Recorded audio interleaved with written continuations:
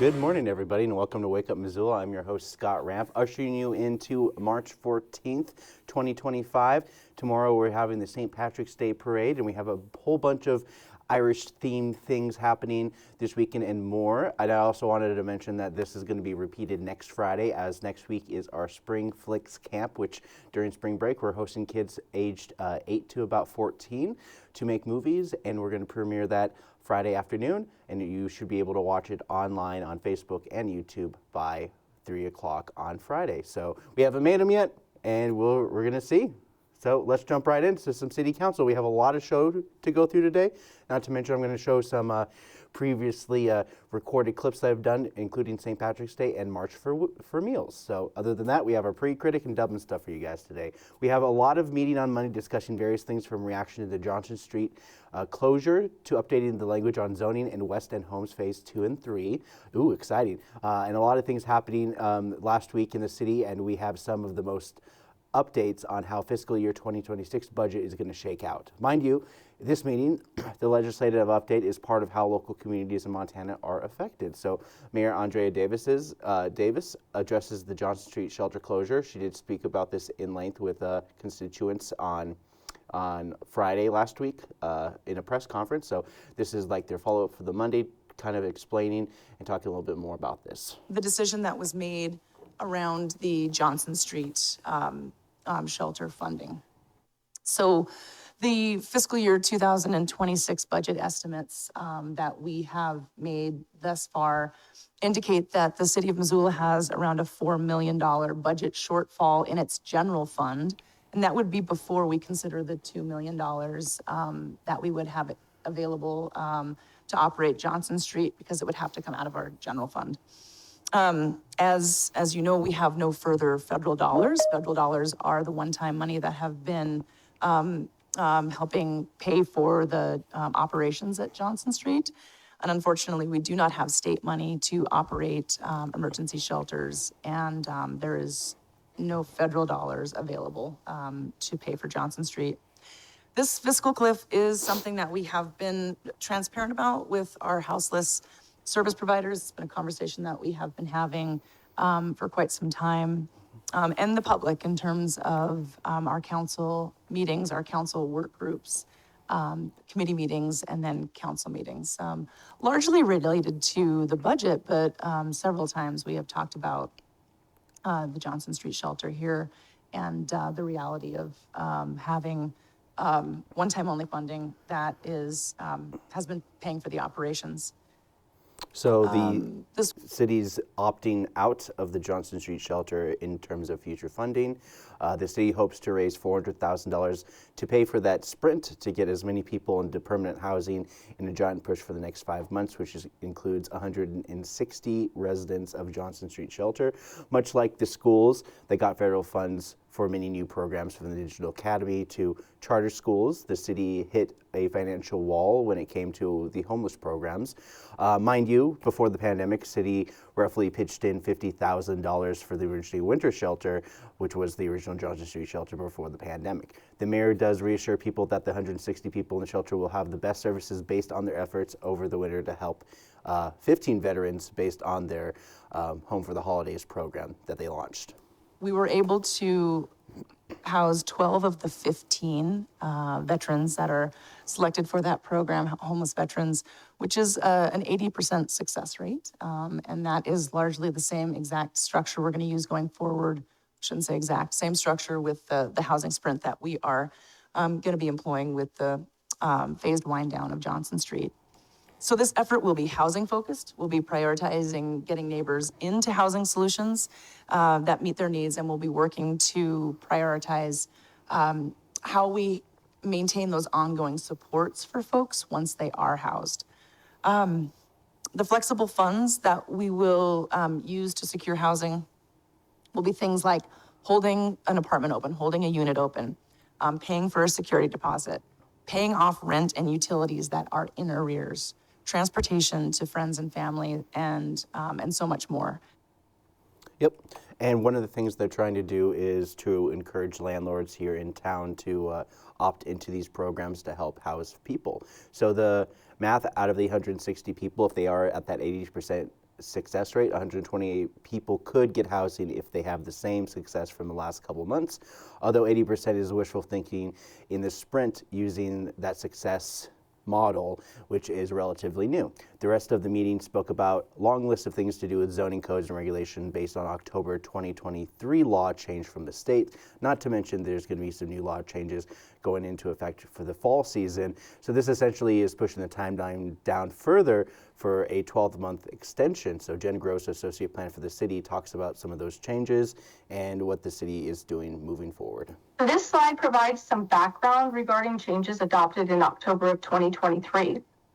First, changes explicitly allow microbreweries to co-locate with retail beer and wine sales under certain conditions.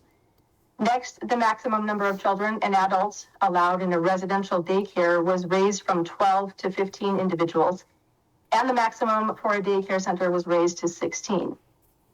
New definitions for data centers, digital asset mining, and home digital asset mining have been added. These uses are permitted outright in the M2 heavy industrial district and are conditionally approved in the M1 limited industrial district.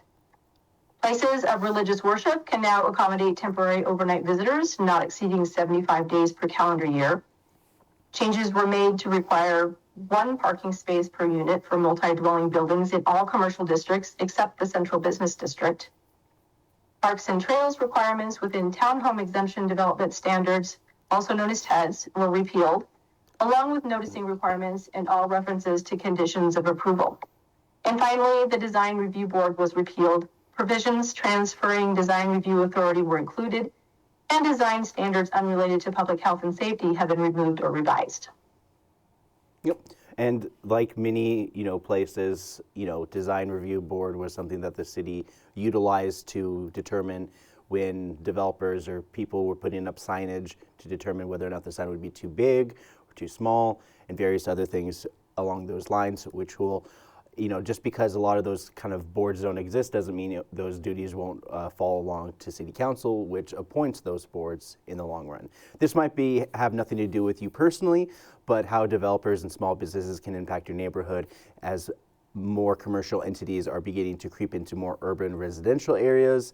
It is kind of already happening. This is just another step towards clarity of property use in the areas of Missoula. So the meeting continued, and we had some phasing in West End homes, which roughly shakes out to the Mullen area project up Elmar and England Boulevard as they continue their development. State legislature has a hand in many of those zoning changes, and we have the latest on that information courtesy of Dale Bickle talking about some of the House bills and Senate bills. So first off, SB 204, if you remember, it was a sunset on all voter legislative initiatives. It was killed on third reading after a lot of legislative maneuvering to try to get this bill passed. It was a very, it would have been a very difficult for not only the city, but for a lot of our local government partners here. Concurrently with that, SB 205, which created voter turnout requirements for certain ballot initiatives, was also not passed. And SB 254, which would have prevented local governments from public lobbying with paid lobbyists, also was not passed.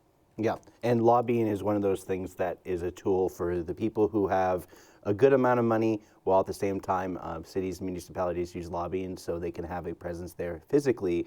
Not to mention SB 204 was limiting levies to that 10-year gap. So essentially they would have a timeline for levies, which kind of goes counter to what they were trying to do. They made it upon third reading. It's been a really weird kind of levy situation where at first they're just like, okay, we should sunset levies on their own. They shouldn't be voted out or changed by the government. If a government introduces them, they should be an opportunity for them to sunset on their own rather than it being more of a kind of like a permanent tax raise for people. But then they realized as soon as they started being like, oh wait, this is going to affect police department, fire department, just the essential services that keep basically cities running and towns to use some of that money from the state and levies to kind of support their own community. So the lobbyist bill SB 254 was interesting to get rid of lobbying, which, overall, if all lobbyists are not around, that's fine. But if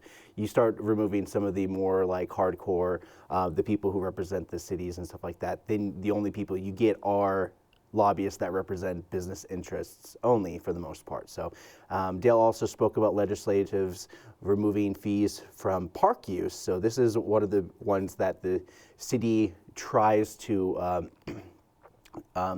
block, specifically because they want to use those fees so they don't have to raise the taxes for maintenance on parks. So this is what Dale Bickle had to say. Then SB 133 also passed, which is an impact fee bill that will eliminate our park and general services impact fees. And again, one of those things that will, one, prevent us from doing, more types of the facilities that we have, but also at the times when we do have those necessary improvements, they will be paid by our general taxpayers rather than the new development that costs those. So we'll be continuing to work on those bills in the House. Yep, and like I said about it, it was also very prudent to let people know that this could affect park maintenance and keeping up with park services as they depend on those fees, rather than having to ask city and the community for more money in these parks. Stacey Anderson, City Council also reflects on the park fees from larger groups using these particular areas, and this is what she had to say.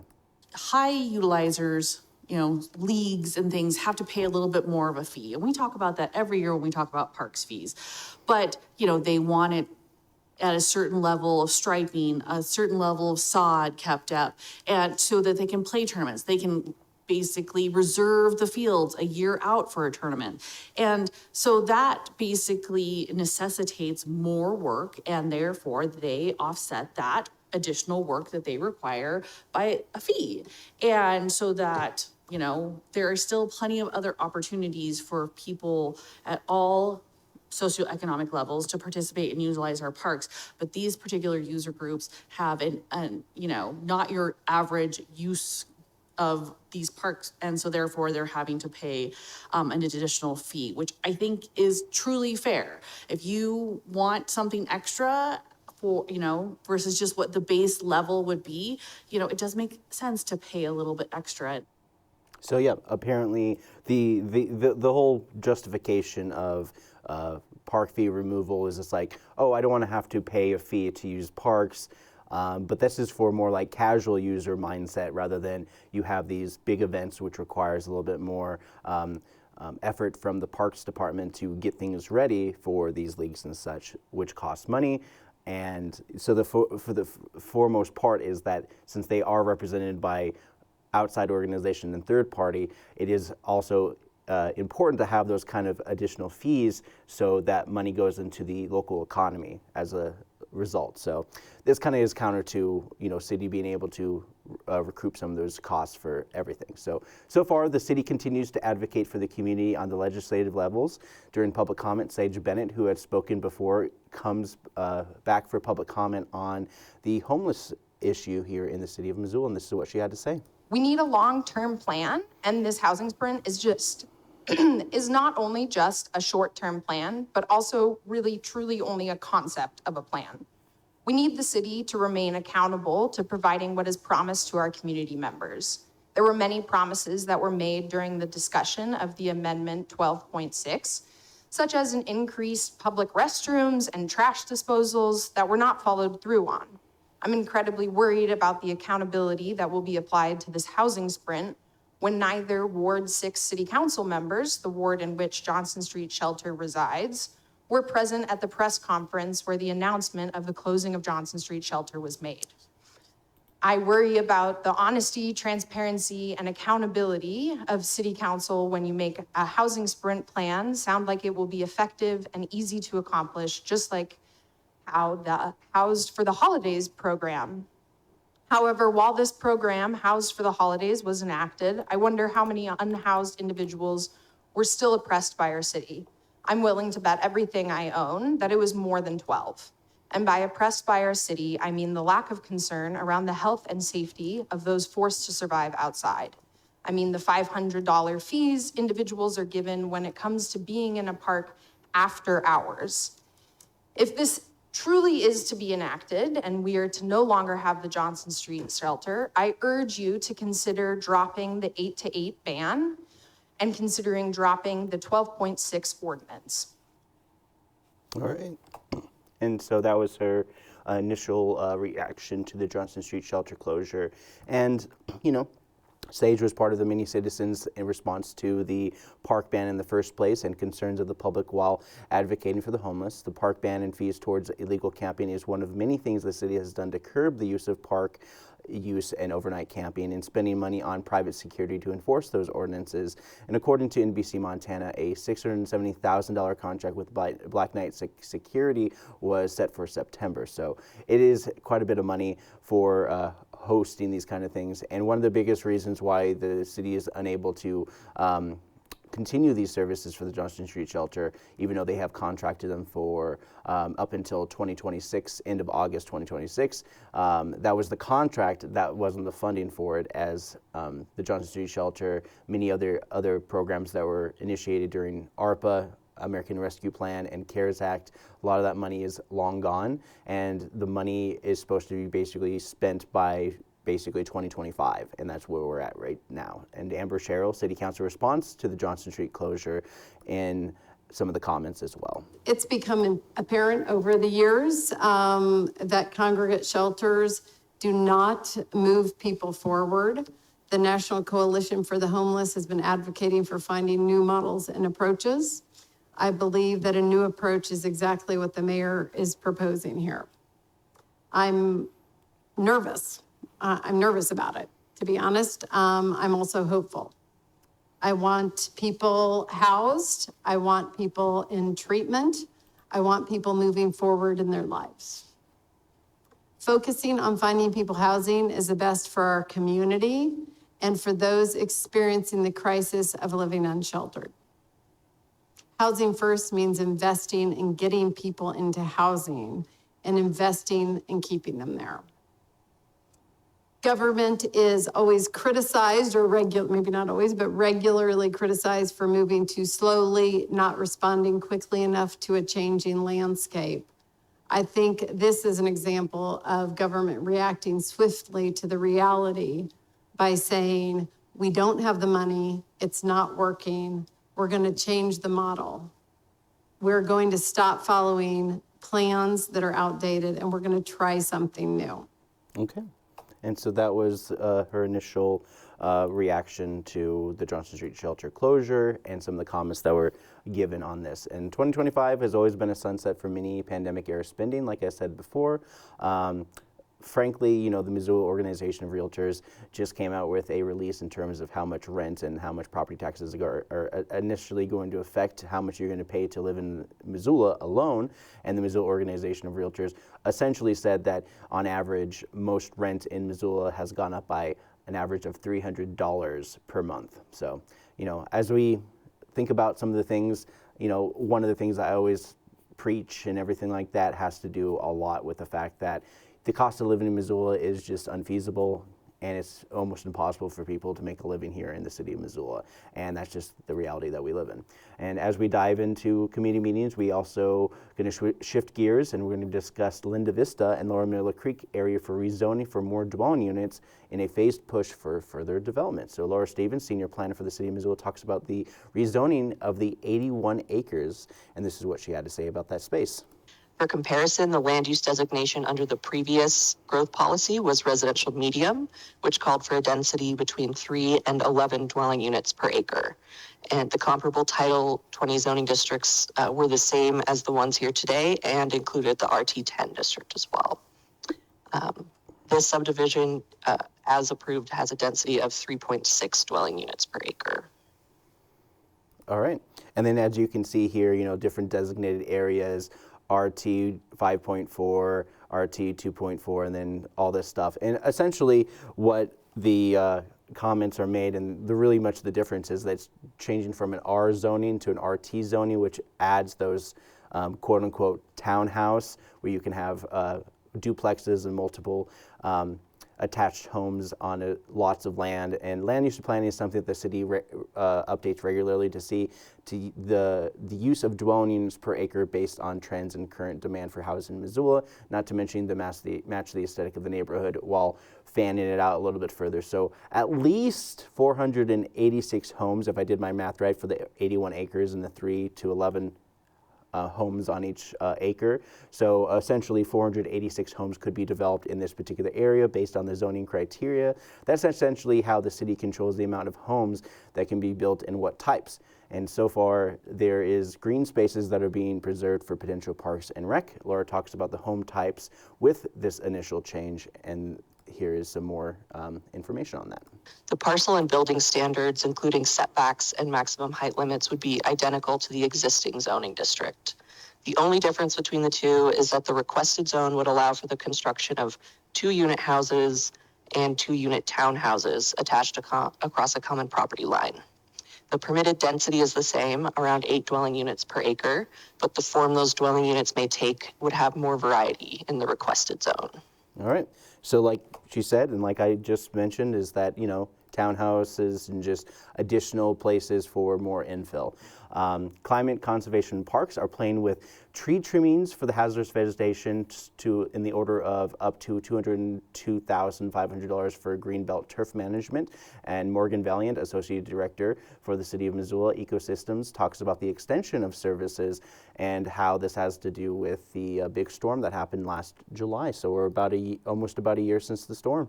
The original contract was issued by the mayor as an emergency order, and the original contract amount was just over $386,000 to remove upwards of, I believe it was upwards of 5,000 hangars in our right-of-ways throughout town. So this is no part of town was unaffected. This contract is applies to the entire city. Much of the inventory that we're basing that contract off of was collected post-storm through a variety of means. We anticipated that once the leaves dropped, we were going to see more hangars, and lo and behold, we've identified just under 2,000 additional limbs that are still hung up in canopies along roadways and in people's front yards, in public trees. And we today have a recommended motion and referral to expand that contract to cover these additional 2,000 limbs. And we've anticipated in the areas that we're moving into that haven't been inventoried a little bit of a buffer. And so an additional 500 limbs that have not been identified yet. So the amount in front of you is $2,200, 500, and that's a do not exceed cost. We're hoping that actual amount spent would be less than that. Depending on what limbs we find when we get into areas of town that the contractor has not visited yet. All right, and so, yeah, in the end, their cleanup has yielded more and more issues in terms of some of the additional hazardous vegetation that's in those trees that needs to be removed. And luckily for the City of Missoula is that FEMA is funding 70% of this work in both cleanup and additional staff time related to the storm. The timeline is finishing up by midsummer, just in time for the 1-year anniversary of the July storm that lasted roughly about 15 minutes, yet we still have the impacts and the reverberations of those storms to today. So there we go. There's what's happening in the city council. This is essentially, we're not going to have city council next week because it's going to be spring break, and the city council voted to take that off of the calendar for their weeks to meet up for approval of minutes and consent agenda items like this. So we'll hear about this more on the following Monday meeting for the 24th of March. So we're going to be quite a good chunk of time away from doing all this stuff. But I also wanted to mention that we're going to throw it over to some clips for the March for Meals program. So I'm going to give we're going to take a break and we're going to throw it to these guys, and then when I come back, we're going to talk about some movies.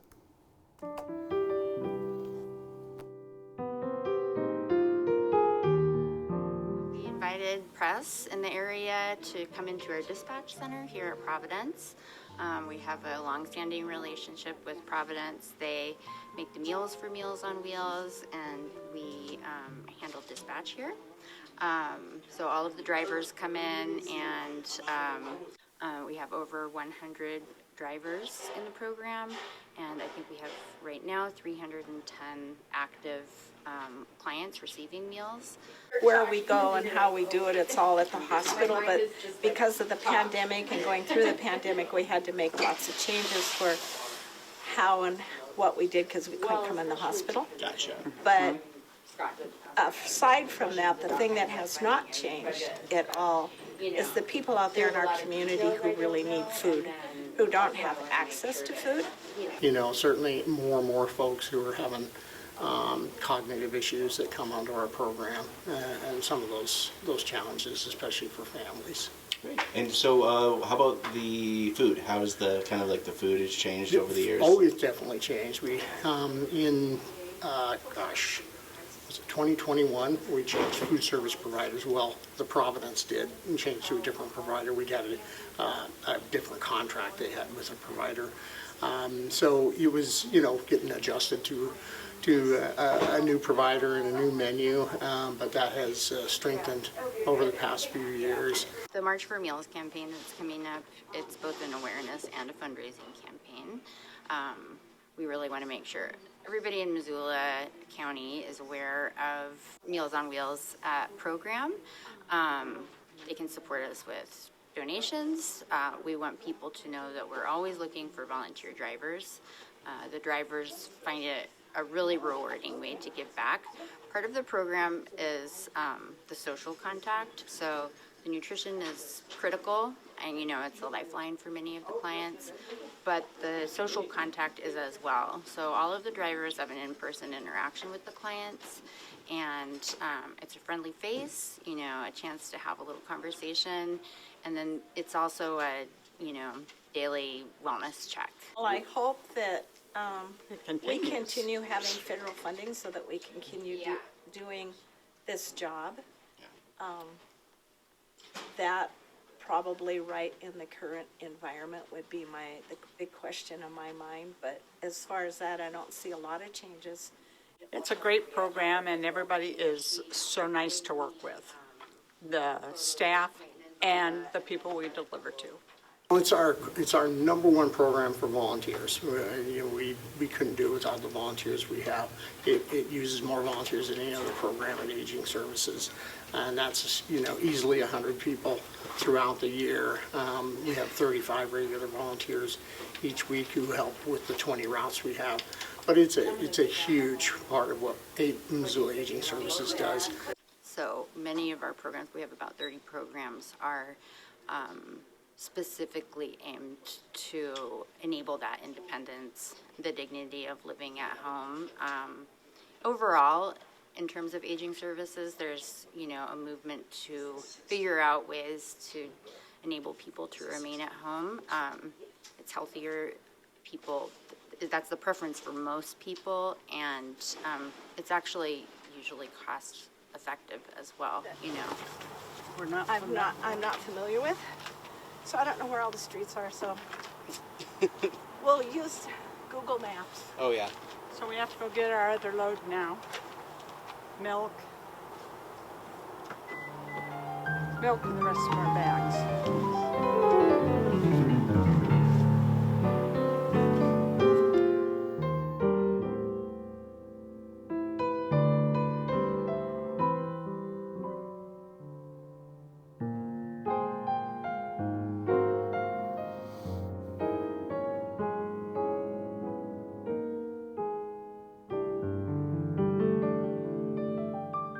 Hey folks, welcome back. Let's talk about some movies that are coming out this weekend. Kicking things off is one of those kind of like reluctant action hero comedy things It's called Novocaine. This movie more or less is a man who feels no pain and must save their one-night stand from a gang of some kind that calling the police seems to be far from an option. Watch as banker Weakling uses his pain-free powers to fail his way to the top to save the girl and break up over the smallest thing and get back together every time she is kidnapped. So basically, he's Super Mario.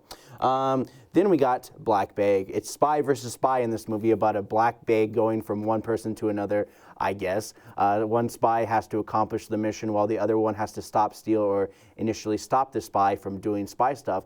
Essentially, it's Mr. and Mrs. Smith because it's the guy's wife who also happens to be a spy, but that also might be probably you shouldn't date coworkers in this particular movie, but you're hunted by spies like him who has to choose a happy wife, happy life, or spy life, short life. Either way, I'm pretty sure he's going to choose the former, and plenty of spy action and fun if movies have taught me anything. It's clear someone on the inside is to blame, but things are almost usually going to work out. All right, then we got Opus. From the studio that makes their trailers look scary comes Opus, a movie about a comeback tour for an artist that we have to deal with on the diva level of thrills and mostly chills in a 24 type of film that roughly exaggerates the plot of the Beatles coming back from India and being all spiritual and stuff, and I guess starting a borderline cult that could result in something really bad happening towards the end. So watch out for that. Opus. Then we got a Looney Tunes movie.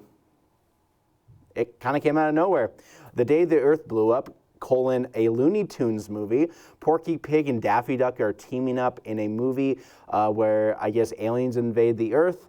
And yeah, it's weird. At least Mickey is staying quiet. This one is about War of the Worlds, alien invasion, where the Looney Tunes must band together to defeat those 1950s aliens in a film that is animated like the good old days, but mostly stars Daffy Duck and Porky Pig on their solo adventure to save the world. I don't know about you, but Mr. Disney himself is rolling around in his crypto too for this one. All right, The Last Supper. Jesus tries to reverse psychology on his followers to get them to spread the word, deny existence, and betray him. What kind of Last Supper made all this happen? You get a bunch of your buds together and tell them that the Romans want you dead because your words catch fire and Constantine hasn't been born yet. Enjoy this retelling of the Son of God just in time for Lent. I'm giving up watching religious storytellings of Bible movies for Lent. I hope you do too. Never Again. The World Will Tremble from the Oscar-baited World War II movie is yet another Holocaust movie to bum everyone out and remind us this kind of thing should never happen again. This is one of those things about the very first escape from a concentration camp in history. This was April 1944, where if you follow this is called the real-life story of the Auschwitz Protocols. That title would have been a lot more impactful. And then we wrap things up with a kind of like a dumb heist movie called The Eighth Day. And on the eighth day, my true love gave to me a gun and some aiming lessons, as you can see there.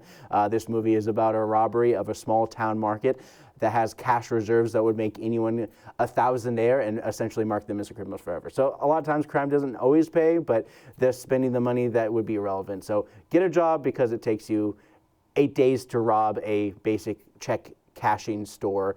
Then, what are we even doing here? All right, so those are the movies coming out this weekend. I have a new dub and stuff from the 1969 movie, It's Alive. So without further ado, here's this. And when I come back, we're going to talk about some events that are happening in the city of Missoula.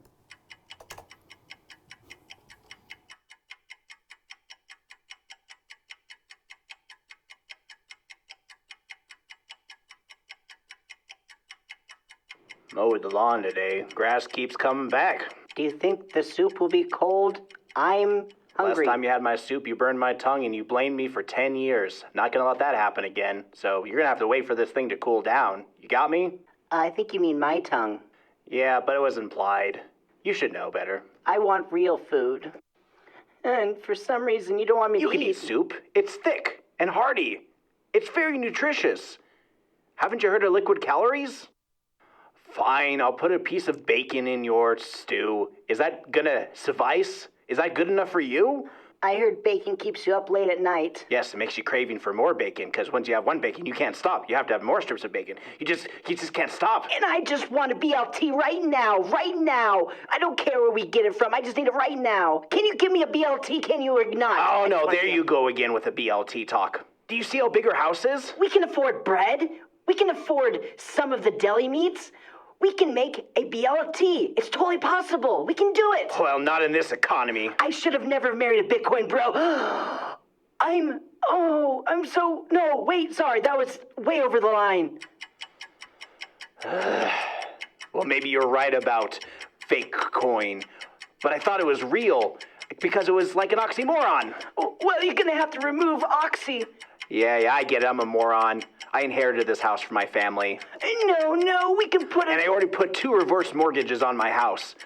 And it still wasn't enough. Thanks a lot, Henry Winkler.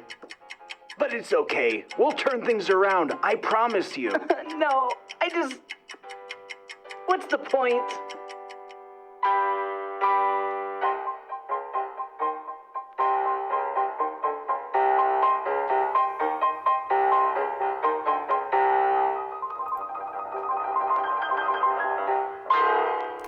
Hey guys, welcome back. Let's talk about some things that are happening in the downtown Missoula area this weekend. The Glacier Challenge figure skating competition is on right now at the Glacier Ice Rink on Friday. This event runs from today until tomorrow. Excel Learning at Lifelong Learning Center. If you want to learn Excel to boost up your resume, at Lifelong Learning Center puts these kind of classes and more, including a screen printing workshop around 9 a.m. Family fun time at Mismo Gymnastics starting at 10 a.m. Empower Place open play hours at Missoula Food Bank. This is a great way for kids to get involved with some of the activities that happens at the Missoula Food Bank. It's not just a food bank, it also has some books, some science exhibits, not to mention demonstration kitchens. It is a wonderful resource for the community. Tiny Tales every Friday at 10:30 a.m. here at the Public Library. Preschool play group. This is a indoor gymnastics kind of thing over at Roots Ecker Sports Center. Butterfly release is at 11. This is at the Missoula Insectarium, Butterfly and Insectarium. This is they do this every week or so.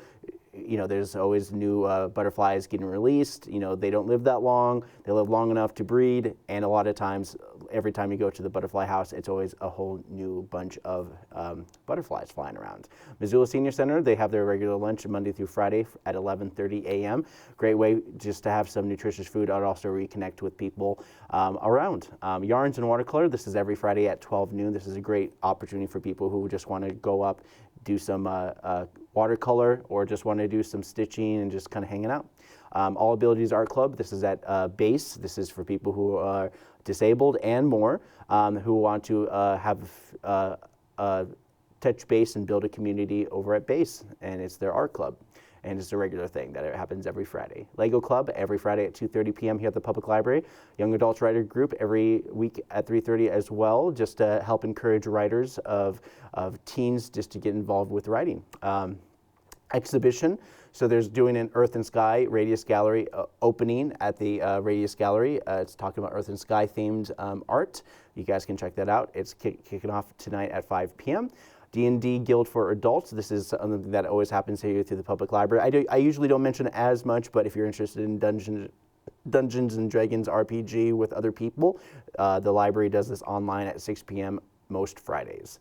Stellar Evolution. This is the university's Payne Family Native American Center, room 013. From shortly after the Big Bang until today, the driving force behind the universe we observe is the star, creating light, gravity wells, and seeding the future for new stars and planets. These amazing structures make life as we know it possible, explore the nature of stars, life cycles, and stellar evolution in the spectacular ends of their lives. Other shows are May 9th, 30th, and this is a showing at 6 p.m. and a showing at 7 p.m. And if you're interested in doing some karaoke, that Jack Saloon has that at 6 p.m.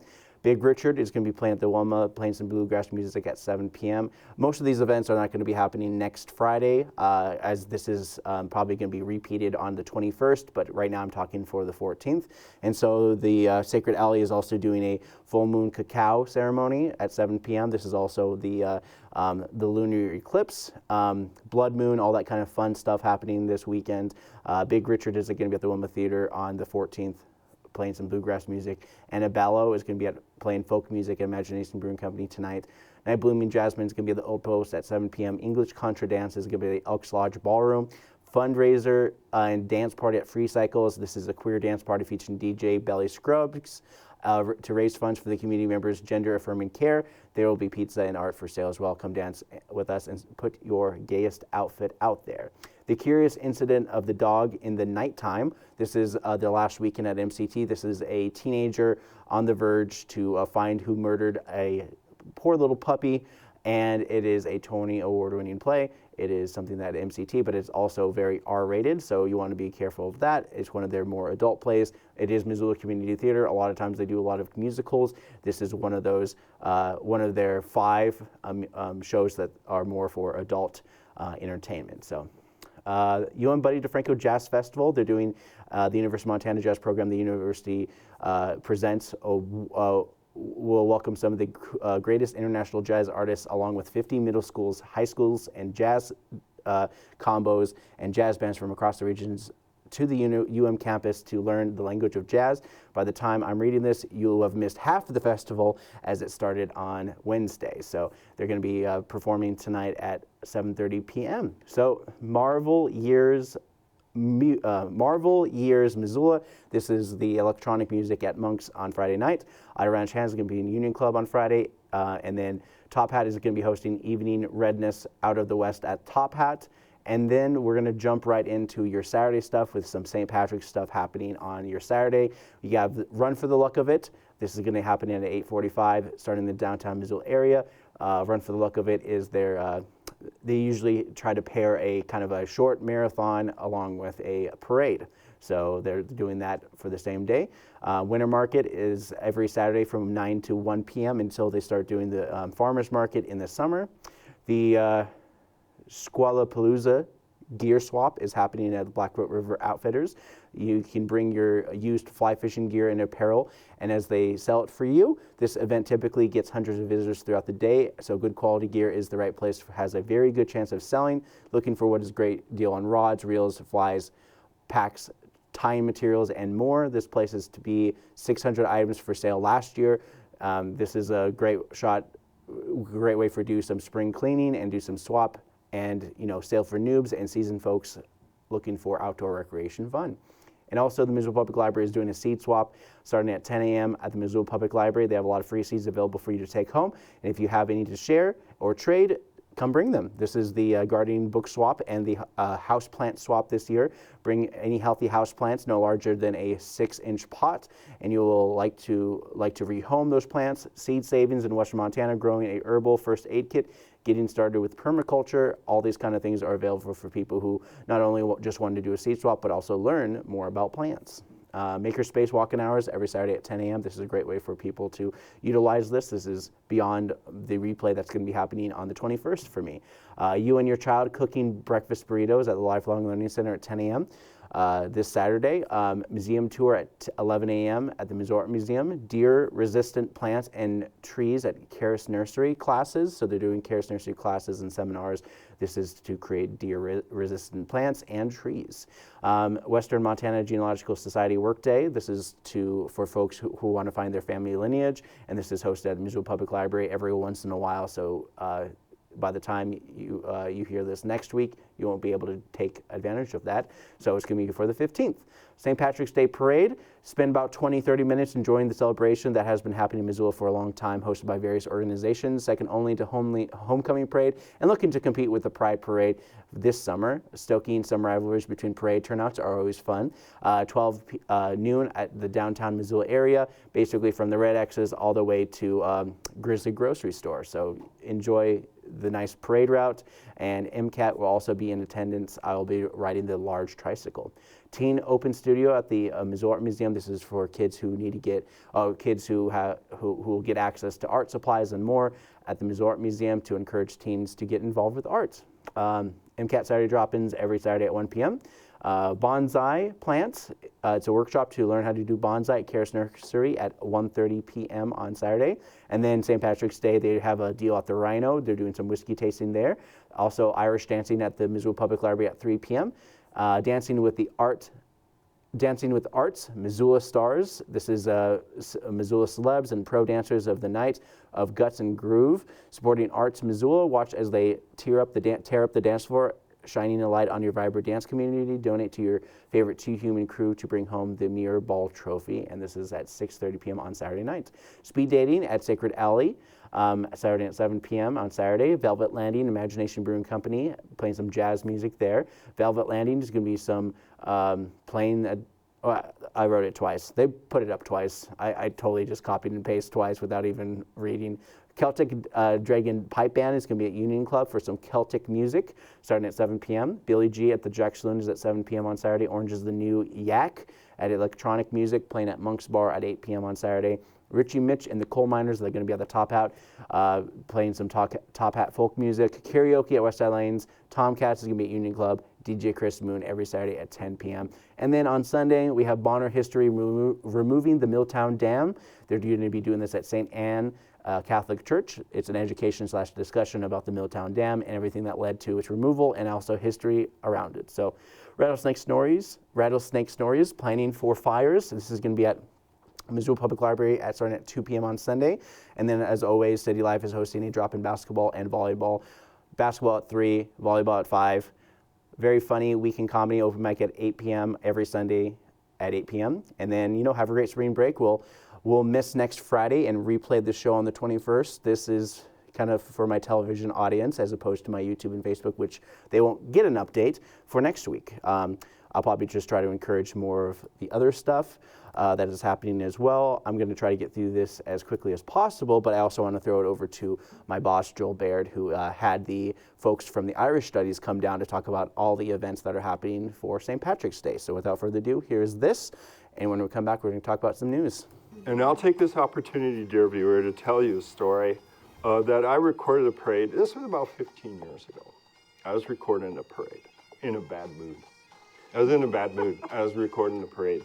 And I took the camera right out in the middle of the street. It was all crowded and stuff. And I said, this town is so stinky. It's always cold. These winters are so long and they're so harsh. And I had the camera there, and then all these young people started, lurching into the street because candy was given out. And I was feeling sorry for myself. And I looked down, and there were two little girls with candy in their hands, and one had one in her mouth. And she just pointed her whole little face to the sky, and she said, "This is the greatest day of my life." So, dear viewer, if you want to have an experience like that, we're all inviting you to come to the St. Patrick's Day Parade, Saturday, March 15th at noon. It's absolutely free. I would like to also thank the Ancient Order of Hibernians who helped to sponsor that. They're very good to us. Yeah. And there's more. Now, are we going to put a time on the whiskey tasting at the Rhino Bar? Or let's just say it's in the afternoon. Yes, and my experience would be as soon as, people go on to the carousel rides that happen at 1 o'clock at Dragon Hollow. Oh, and they're free that day, right? They're free from 1 to 3. I think people will also, who are, will meander from the parade over to the Rhino Bar for the whiskey tasting, I would imagine. Yeah. That's usually kind of how it goes. So we've got two events in the afternoon. One, free rides at the carousel, and the carousel is celebrating its 30-year anniversary of its existence. And the whiskey tasting can't be free at that Rhino Bar. It can't be free. I believe a ticketed event. And to support Friends of Irish Studies, people could also get tickets to the dinner at the Holiday Inn, right? That is that evening, around 6 or so, 6 to 9:30. You want to talk a little about that? Sure. The venue for it is the Holiday Inn downtown by the park. And usually people will start, coming in around 6 o'clock. And because there are silent and live auctions, it takes a little bit of time because you have to get your paddle and that sort of thing. But it's a very fun event. Goes until about 9:30 at night, and then people line up to hand in their, if they have won an item. So it's very exciting. We usually have amazing dancers, pipers, musicians, probably the Shamrockers and people like that. Anya will be there, Luke. There will be all kinds of wonderful people, and usually we get people who come to Missoula specifically, even from other towns. Like Butte, for instance. Yeah, they'll come from the Bitterroot, they might come over from Helena, from wherever they're at. You know, so if you feel like having a bit of a hoolie and having some real Irish American culture and good Irish food, join us that night. The tickets you can find by going to the website, friendsofirishstudies.com. They are $45 a piece. Right. I do know that. So we'd love to see you there. It's really, really great fun. All right, anything to add? Because I bet we're going to hit our 10-minute mark. Okay, then I want to thank all of you for taking the time to talk about Friends of Irish Studies and these great events. And thank you, dear viewer, for taking the time to learn about these great events that are coming up. Yes, the highlight is Saturday, March 15th, the St. Paddy's Day Parade downtown Missoula. It starts at noon. You're more than welcome to grab seats before that. It's going to be North Higgins, over the new bridge, and down into South Higgins. The other events, Friends of Irish Studies, you can support them by attending a wonderful dinner that night. Tickets are $45. Learn more about it at friendsofirishstudies.com. For MCAT, I'm Joel Baird. Thanks for watching.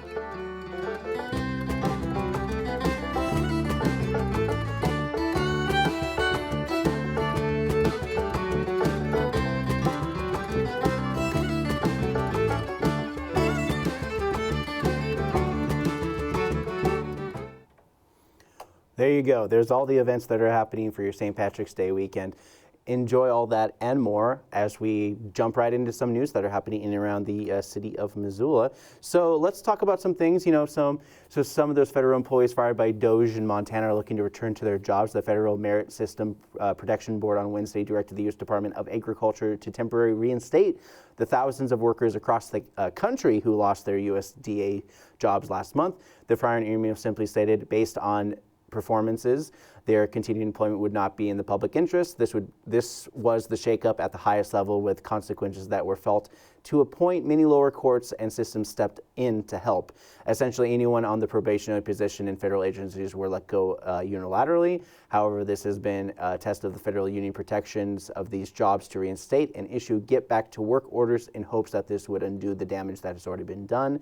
Federal agencies are currently working to stay off these firings nationwide. The workforce reduction is estimated to have resulted in approximately 10% of Forest Service employees losing their jobs, but some national forests were hit harder than others. While wildland firefighters and other public safety personnel were officially exempt from the firing, an untold number of laid-off employees whose primary responsibilities lay in the other areas also serve as fire militia to support wildfire operations. According to Montana Free Press, many jobs are still up in the air as federal agencies try to play offense and defense of the Department of Government Efficiency, which itself is doing with power placement. While Elon is the poster child of DOJ, his position is simply advisor to the president. Donald Trump, without any official position, would require a government screening process like those in his cabinet. And according to political Republicans have joined on a bill to protect federal workers against DOJ. The DOJ backlash has gotten so difficult for many members back home that the chair of the House GOP campaign operation instructed lawmakers last week to not hold in-person town hall meetings to avoid scrutiny from their constituents. Federal workers would only benefit from the Protect Our Probationary Employees Act if they were rehired by the federal government in the same position, but there are some hope among advocates that this courts may compel the administration to do so. And so this is constantly moving. There's a lot of news going back and forth. There's a lot of things happening, a lot of judges, a lot of these positions trying to supersede and overturn a lot of these decisions. And then, of course, many of them are also being brought up to the Supreme Court for various reasons. And, one of the things is that while Montana has some of the solutions to our Forest Service employees, one legislative bills would allow people to sue over drag shows failed. House Bill 675 aimed to allow anyone who attend drag shows to sue the performer or promoter to up to 3 years after the initial performance. So according to KPAX News, the city of Missoula had concerns over the bill, with city officials stating that if the bill passed, they couldn't have events like the Missoula Pride Parade in it. However, the legality of all this had to do with the freedom of speech, which supersedes any lawsuit based on expression. The bill failed to pass, with the final vote being total 55 noes to 45 yes votes. Sometimes the legislature ignores their base instincts on many laws that go counter to people's rights in not only the state but in the USA. As a result, many legal actions tie up these laws to a point for them to be overturned at some point regardless. So if you don't like drag, don't go. That's the simple solution. You also don't have to go to pride parades either. Talk about spoiling someone's good time for some unearned sense of moral self-righteousness. And almost a switch on homeless policy, the city of Missoula decided to close the Johnson Street shelter earlier this year instead of the contracted end of 2026. The reason? Money. We also have the ARPA funds and CARES Act money kind of the pandemic, which all set to expire and sunset by this year. For your information, the monies were contracted until 2025 with guardrails in place designated to fund towards the end of that year, while we were supposed to decide what those funds were going to go towards by basically the end of 2023. So it was interesting to see those funds stretch as far as they have, and the city promised to use the rest of the resources and also raise the $400,000 to provide a rush service to provide permanent housing for the 160 people based on a pilot program they just initialized just 2 months ago. I spoke about this during City Council report, but it bears repeating as it pertains to putting a cap on rent rates. This next story has something I've been talking about for some time now, and it has to do with landlords and property managers being impacted by a bill that could curb sharp increases in rent. So the Washington State House on Monday, following a spirited debate on whether such limits will bring greater security for tenants or higher prices and fewer options for those in need of housing.